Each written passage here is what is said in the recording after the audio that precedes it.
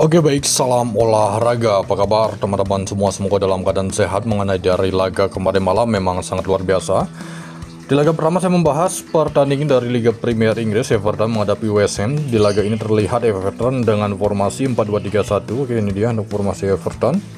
Sedangkan West Ham dengan formasi 3-4-2-1. Tuan rumah Everton di laga ini cukup banyak pemain mereka mengalami cedera. Dan dari klasemen sementara, oke, Everton peringkat 15, West Ham peringkat 16, memiliki poin yang sama. Untuk laga ini kemungkinan besar akan ada 2 gol, bahkan bisa lebih untuk laga Everton menghadapi West Ham.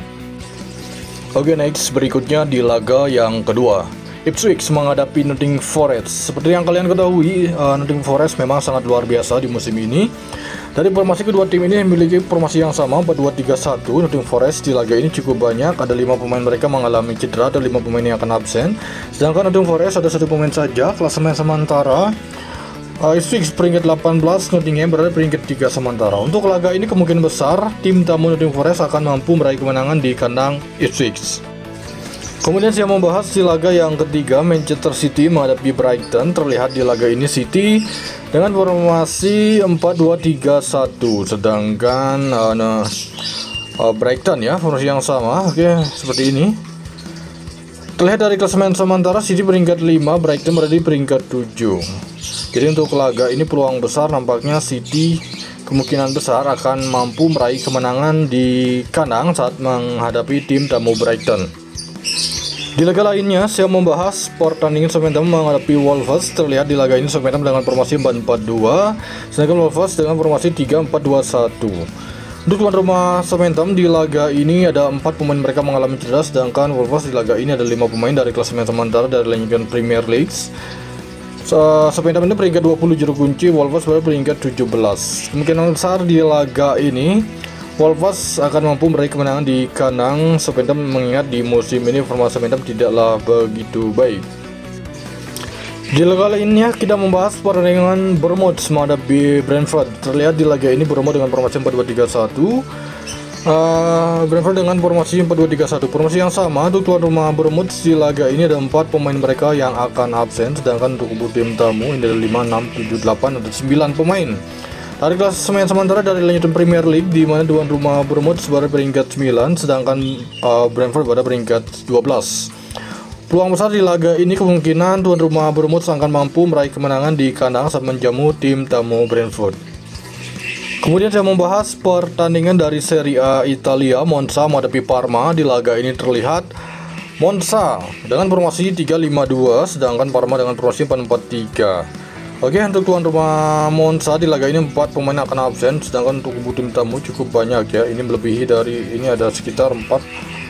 Oke, ada 8 pemain. Dari klasemen sementara Monza ini berada di peringkat 20, Parma berada di peringkat 17. Ini pertandingan papan bawah, tidak menutup kemungkinan laga ini akan tercipta 2 gol bahkan bisa lebih. Masih di Serie A, di laga ini Milan menghadapi Como. Terlihat di laga ini Milan dengan formasi 4-2-3-1, sedangkan Como di laga ini dengan formasi 4-4-3. Di mana kedua tim ini memiliki sama-sama 1 pemain mereka yang masih mengalami cedera. Terlihat dari klasemen sementara dari lanjutan Serie A Italia, di mana Milan ini berada di peringkat 9 dengan meraih 44 poin, sedangkan Como berada di peringkat 13 dengan meraih 29 poin dari 28 laga. Untuk laga ini kemungkinan besar nampaknya Milan akan mampu meraih kemenangan di kandang saat menjamu tim tamu Como. Kemudian dari La Liga ya, kita membahas pertandingan Valladolid menghadapi Celta Vigo. Valladolid dengan formasi 4-4-2, sedangkan Celta Vigo dengan formasi 3-4-3. Tuan rumah Valladolid ada 3 pemain mereka yang akan absen, sedangkan Celta Vigo ada 1 pemain dari klasemen sementara. Tuan rumah Valladolid berada di juru kunci dengan meraih 16 poin dari 27 laga, sedangkan Celta Vigo berada di peringkat 9. Kemungkinan besar di laga ini Celta Vigo akan mampu meraih kemenangan di kandang Real Valladolid. Oke, next selanjutnya saya membahas pertandingan Mallorca menghadapi Espanyol. Mallorca dengan formasi 4-2-3-1, sedangkan Espanyol dengan formasi yang sama. Tuan rumah Mallorca ada 2 pemain mereka yang akan absen, sedangkan untuk kubu tim tamu Espanyol di laga ini ada 5 pemain. Mallorca berada di peringkat 7, sedangkan Espanyol berada di peringkat 15 sementara. Untuk laga ini kemungkinan besar nampaknya tuan rumah Mallorca akan mampu meraih kemenangan di kandang saat menjamu tim tamu Espanyol. Oke baik, di laga ini kita membahas pertandingan Villarreal menghadapi Real Madrid. Villarreal dengan formasi 4-4-2, sedangkan Real Madrid dengan formasi 4-4-2, ya formasi yang sama. Tuan rumah Villarreal di laga ini 3 pemain mereka masih mengalami cedera, sedangkan untuk Real Madrid di laga ini sekitar ada 5 pemain ya, Militao, Carvajal dan lain-lain. Dari klasemen sementara di mana Villarreal ini berada di peringkat 5, Real Madrid berada di peringkat 2, poin yang sama dengan Barcelona ya. Tidak menutup kemungkinan di laga ini nampaknya tim tamu Real Madrid menjadi tim yang diunggulkan. Mudah-mudahan kemungkinan besar Real Madrid akan mampu meraih kemenangan di kandang Villarreal. Di laga lainnya saya membahas pertandingan tuan rumah Girona menghadapi Valencia. Di laga ini terlihat Girona dengan formasi 4-4-3, Valencia dengan formasi 4-2-3-1. Girona ada 2 pemain mereka yang akan absen, sedangkan Valencia di laga ini ada 3 pemain. Dari klasemen sementara, Girona berada di peringkat 13 dengan meraih 33 poin dari 27 laga, Valencia berada di peringkat 17. Oke, untuk laga ini nampaknya Valencia dan Girona ini kemungkinan besar bisa berakhir di skor imbang ya. Kemudian dia membahas pertandingan dari Bundesliga. Di laga ini laga Mainz menghadapi Freiburg. Untuk laga ini terlihat Mainz dengan formasi 3-4-2-1, sedangkan Freiburg dengan formasi 4-2-3-1 ya. Jadi untuk laga ini terlihat nampaknya tuan rumah Mainz kemungkinan besar akan bisa meraih kemenangan di kandang saat menjamu tim tamu Freiburg. Oke, next berikutnya di laga Werder Bremen menghadapi Borussia Mönchengladbach. Di laga ini terlihat Werder Bremen dengan formasi 3-4-1-2, sedangkan Borussia Mönchengladbach dengan formasi 4-2-3-1. Tuan rumah Bremen ada 2 pemain mereka yang akan absen, sedangkan untuk kubu tim tamu Gladbach ada 5 pemain. Dari klasemen sementara, Gladbach berada di peringkat 9, Werder Bremen peringkat 12. Jadi untuk laga ini mengingat kedua tim ini cukup subur dalam performa mencetak gol, kemungkinan besar laga Werder Bremen dan Gladbach akan melebihi dari 3 gol ya. Kemudian saya membahas pertandingan Augsburg menghadapi Freiburg. Di laga ini terlihat Augsburg dengan formasi 3-4-2-1, sedangkan Wolfsburg di laga ini dengan formasi 4-4-2. Tuan rumah Augsburg. Oke, ini sangat banyak pemain mereka mengalami cedera dari klasemen sementara dari lanjut Bundesliga Jerman. Augsburg ini ada berada di peringkat 11, sedangkan Wolfsburg berada di peringkat 7 ya.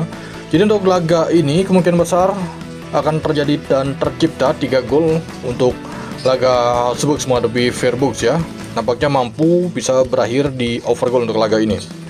Di laga lainnya saya membahas pertandingan RB Leipzig menghadapi Borussia Dortmund. Leipzig dengan formasi 3-4-1-2, sedangkan Dortmund dengan formasi 4-2-3-1. Tuan rumah Leipzig di laga ini ada 4 pemain mereka yang masih mengalami cedera, sedangkan Dortmund ada 2 pemain. Dari klasemen sementara dari lanjutan Bundesliga Jerman, di mana RB Leipzig berada di peringkat 6, sedangkan Dortmund berada di peringkat 10 sementara. Untuk laga ini nampaknya Dortmund akan mampu menahan tuan rumah RB Leipzig, dan kemungkinan analisa skor di laga ini nampaknya akan mampu melebihi dari 3 gol. Di laga lainnya saya membahas pertandingan dari Liga 1 Prancis. Nantes menghadapi Lille. Terlihat di laga ini Nantes dengan formasi 4-3-3, Lille dengan formasi 4-2-3-1. Tuan rumah Nantes ada 3 pemain mereka mengalami cedera, sedangkan untuk tim tamu Lille ada 5 pemain. Klasemen sementara Nantes berada di peringkat 14, sedangkan Lille berada di peringkat 5 sementara. Jadi peringkat sementara cukup jauh, tetapi untuk analisa kemungkinan besar di laga ini bisa berakhir di skor imbang. Kemudian memasuki di laga terakhir, saya membahas pertandingan tuan rumah Lens menghadapi Rennes.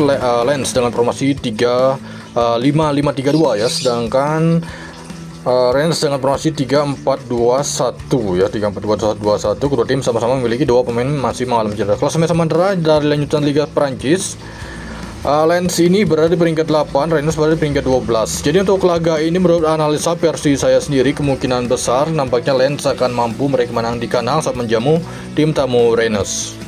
Oke baik, itu dia mengenai dari laga malam hari ini. Terima kasih, salam olahraga.